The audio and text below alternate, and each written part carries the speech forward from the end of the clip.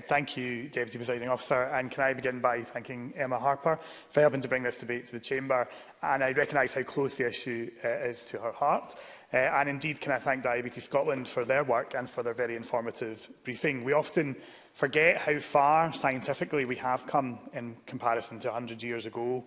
And we've heard already, I think, that 100 years ago diabetics didn't have many ways to treat their condition, and indeed did not lead long lives, as there was very little medicine that could provide for them at that time.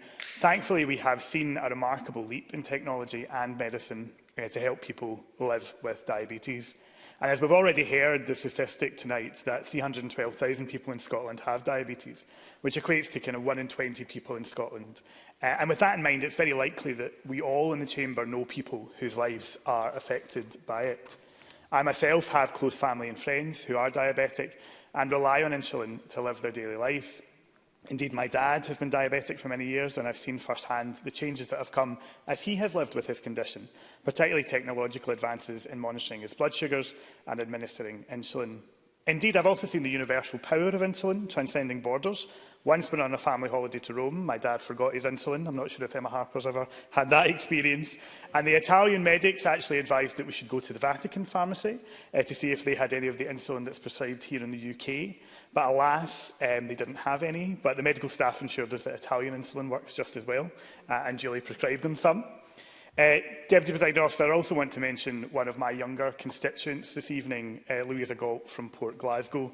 Louisa is 8 and was diagnosed as a type 1 diabetic during lockdown, having been rushed to A&E thanks to the quick action of her GP and practice nurse, after her mum and dad, Jan and Joe, noticed the 4 Ts: toilet, tired, thinner and thirsty. And during an extremely challenging time for the NHS, the family have embarked on a rollercoaster journey in which insulin has played a huge part.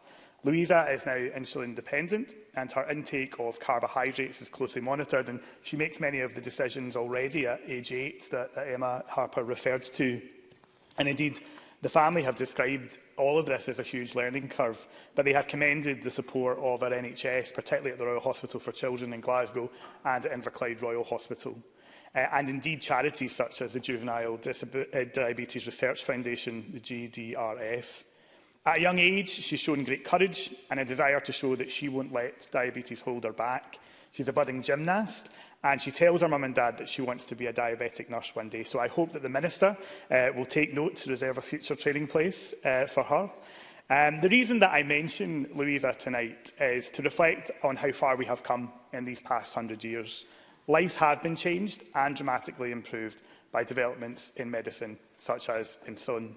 Just think where we can be when Louisa is an adult, and indeed beyond that, with another 100 years of research and development. But we must ensure that access to advances are available to everyone who needs them. We know that constant glucose monitors, for example, allow a greater level of freedom for people with diabetes, allowing them to understand their bodies and what works for them. However, as we have already heard alluded to, access to these technologies is not always equal due to variations in what health boards are able to provide. So I know that members in the Chamber this evening will agree with me that we must do better to bring a greater equal level of quality care to those living with diabetes in Scotland. And the Government have that opportunity, I think, to issue strong guidance to health boards to ensure high-tech monitoring equipment is available to all patients who require it.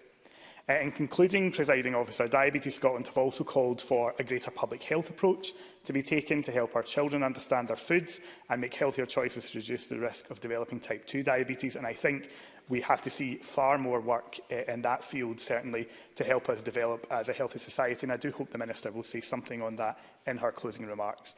Deputy Presiding Officer, with actions like these, we can help people have healthier lives and make Scotland a happier place, and indeed create a world where children like Louisa can thrive. Thank you. Thank you. I now call Rona Mackay to be followed.